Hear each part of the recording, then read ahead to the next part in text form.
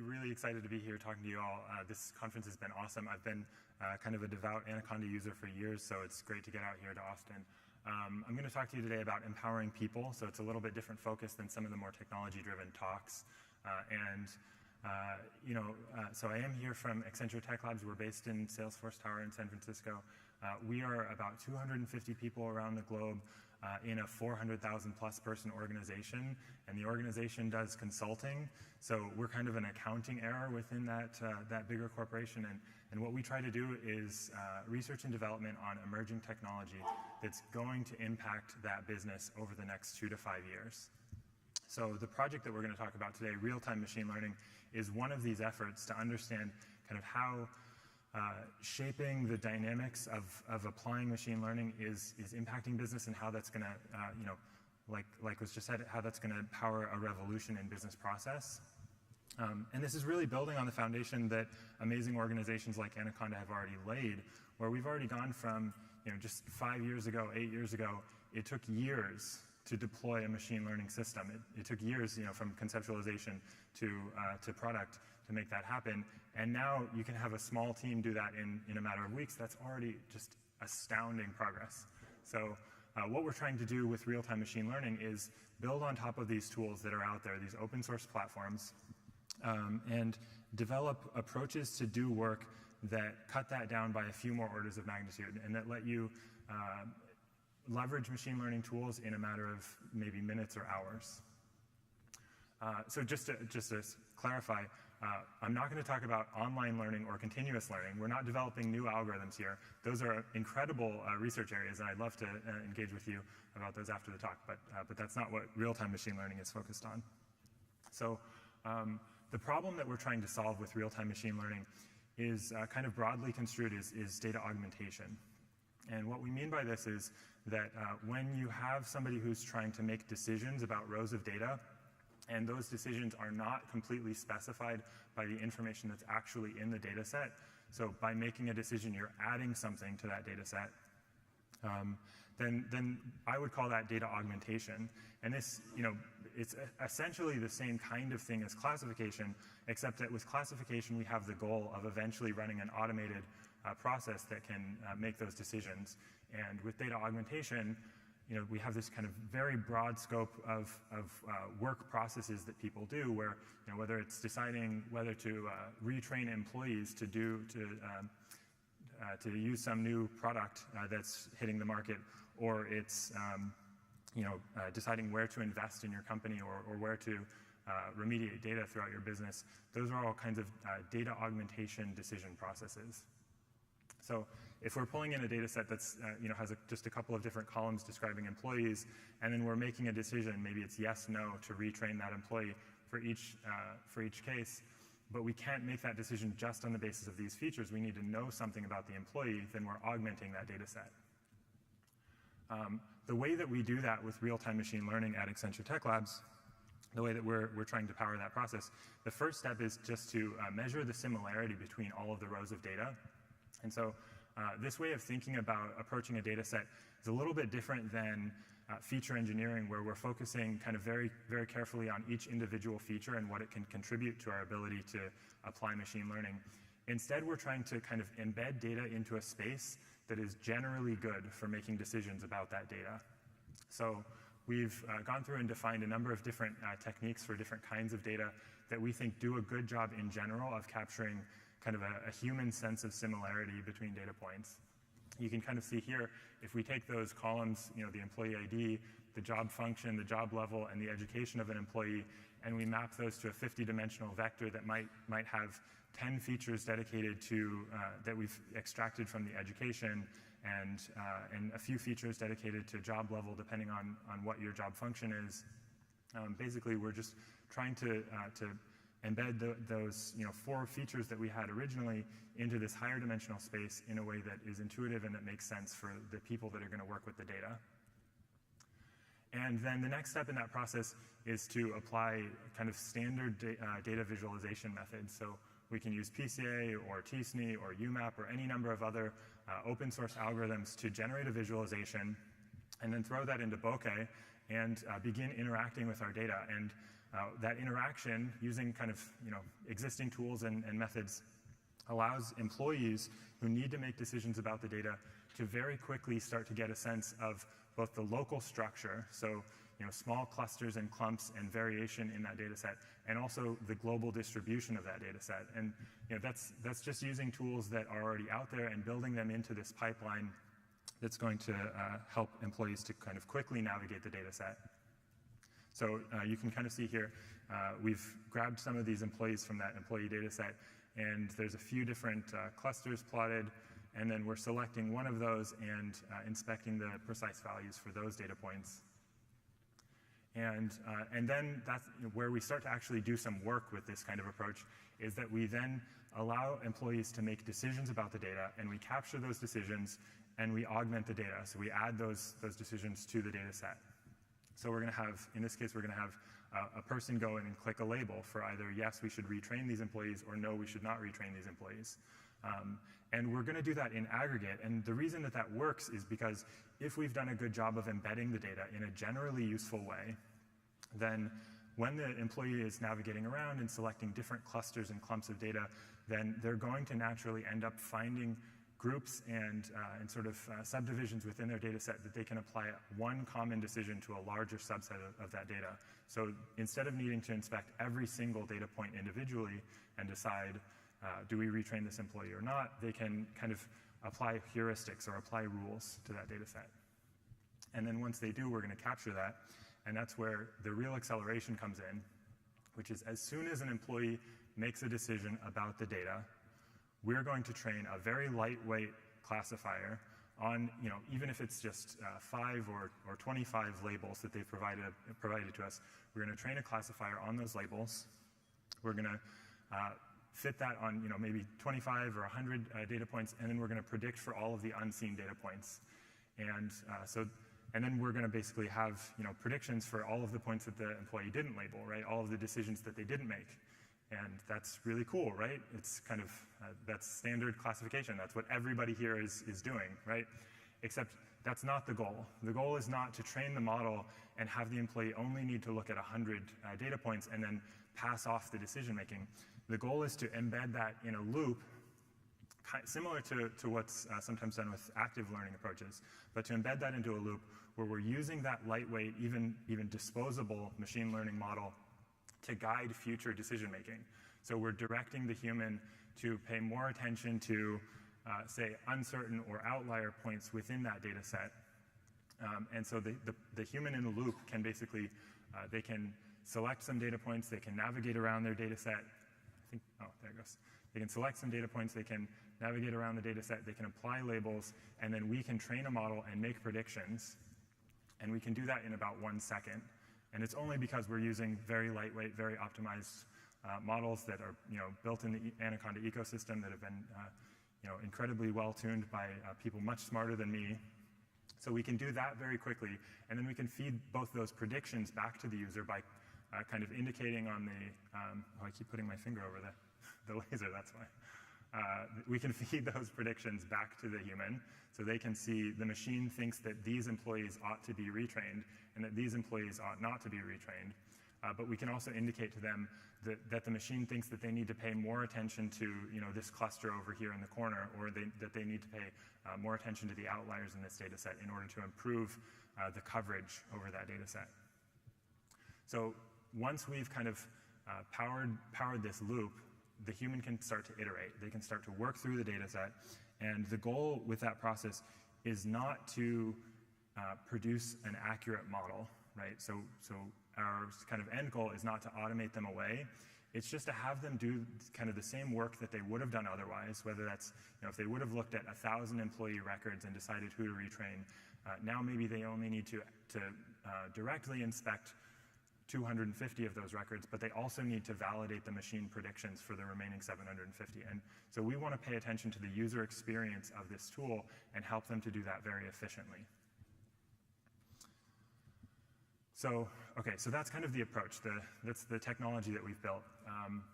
we've applied that to a number of different use cases. Like I said, Accenture is a company of 400,000 consultants, basically, that works with 80% of the Fortune 500 companies around the globe.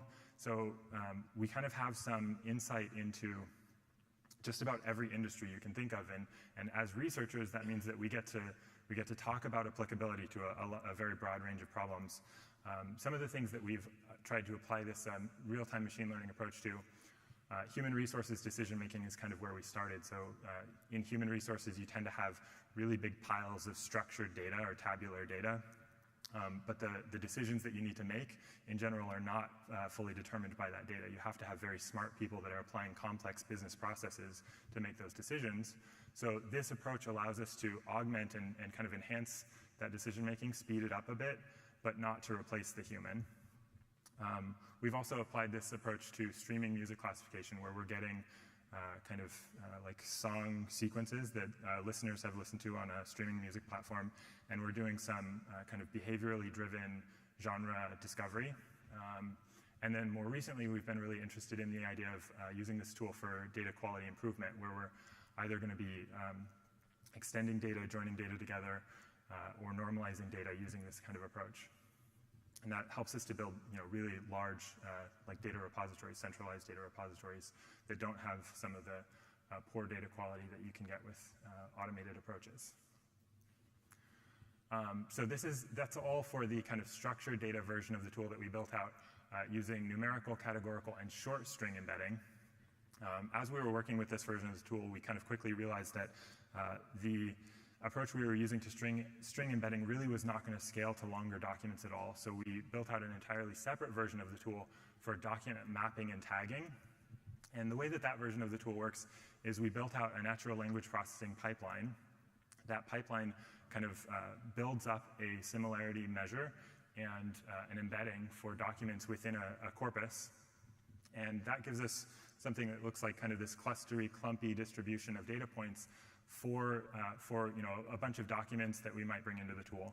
And we've applied that to product reviews for a major consumer products company, where we're trying to discover features about those products from the reviews themselves. And humans can kind of quickly scan through large volumes of these documents and understand whether they relate to that feature or not. But by paying close attention to the user experience of interacting with that, we can accelerate that process even further. We've also applied this to restaurant reviews, and then there's this challenge that's kind of prevalent in Kaggle and elsewhere right now on toxic comment classification for social media. And I think if you can do that well, there's a lot of money behind it, because nobody wants to be harassed online anymore. So we've used that tool for a couple of different text problems. There are definitely some trade-offs with this approach. So the biggest thing for us as researchers and data scientists when we first started to dive into this area is we wanted to understand how effectively the machine learning models that we were training were performing. And we wanted to do that with kind of industry standard approaches like cross-validation. And unfortunately, cross-validation really just doesn't fit within this kind of framework. And so we struggled for a while with trying to figure out how we could develop effective metrics and feed information back to the user about the kind of the statistical rigor of the model. So that's still a challenge. It's something that we're still working on building into the user experience. But we do think that there's an effective substitute in many cases, which is that we have human-in-the-loop validation. So because our goal is never to kind of automate a way to train a perfect model and then put it in the cloud somewhere, we're always feeding predictions back to the user to allow them to remediate bad predictions and address those. We don't have a problem with overfitting. If anything, overfitting is really good for us, right? We don't need train test split. We don't have to deal with some of these issues that infect large-scale automation efforts in machine learning. So we have traded off some sort of statistical validity there, though. The other issue is that the approach that we're using is very computationally demanding. A lot of these algorithms, the computational complexity is just poor, and we aren't the algorithm developers who are going to crack those challenges. So the trade-off is that we can't pull in massive data sets and present those to the user for this kind of rapid decision making. But again, we think that that's okay, because humans really can't make a million decisions in a day anyway. So we do have kind of human scale decision on the order of thousands of data points that we can help a person to work through. And then the last thing is that we've built a hammer, and so we're searching for nails. This is one approach where we can't do kind of custom deep domain knowledge. We can't cater the tool to every specific problem. So what we've gained in accessibility of the tool is kind of lost in specialization for certain problems. However, this is just one approach that we take within Accenture Tech Labs. So I'm a computational cognitive scientist, and I'm really interested in how humans work with intelligent technology. So I think that this is a really fascinating tool because it kind of speaks to some interesting challenges and gets at I think that there's a lot of potential for this in the market. But within Accenture Tech Labs, we're also focused on these two other kind of prevalent trends in the machine learning industry right now. So knowledge-driven ML, so things like knowledge graph construction and knowledge graph inference are much more suitable to certain kinds of problems where you do have very deep knowledge of a domain and you can customize a solution to a very specific problem. And so we are doing some research on those kinds of approaches. And then I'm sure you're all aware the big tech firms are all investing in hands-free ML, right? So I think big tech looked at how hard it is to train machine learning models and how expensive you data scientists are, and they said, let's get rid of that. That's a lot of cost that we don't want to have to pay for the next 10 years. So you've got things like AutoML and AutoSKLearn now that are kind of, you just give the machine 24 hours to find the best solution to your problem. And that works really well if you have a very, very well-defined problem and great data. And it's probably not going to work well for the kind of data augmentation problems that we're looking at. Okay, so why are we interested in this problem? Like I said, I'm a cognitive scientist, and so I think that to me, what's really interesting about this approach is that it does have a strong relationship to what we know about human communication and human decision making.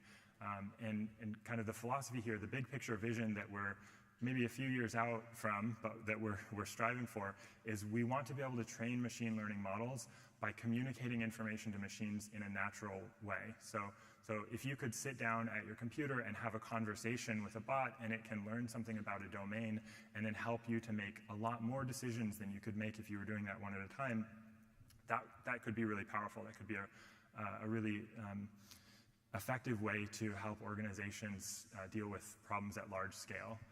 So we're kind of thinking about the ways that people might communicate information to machines and using user experience and human-machine interaction principles to drive the efficiency there. So in this particular project, what we've really done is building on kind of this, like I said, the baseline here is already incredible. So Anaconda, bringing data science to life in a matter of just a few days with a Jupyter notebook is mind-blowing. But we're trying to bring that down a couple more orders of magnitude for certain problems, because for problems where you have say a broad audience or you have an established business process that you can plug machine learning into, if we can accelerate those, there's a lot of potential to get even more efficiency out of that. And as people engage with machine learning models in this way, we think that there's going to be kind of nice emergent properties, like you're going to understand what the model is doing better, and you're going to potentially trust the model more because you have enough real-time experience with the output of the model that you can predict the decisions that it's going to make and the information that it's going to feed back to you.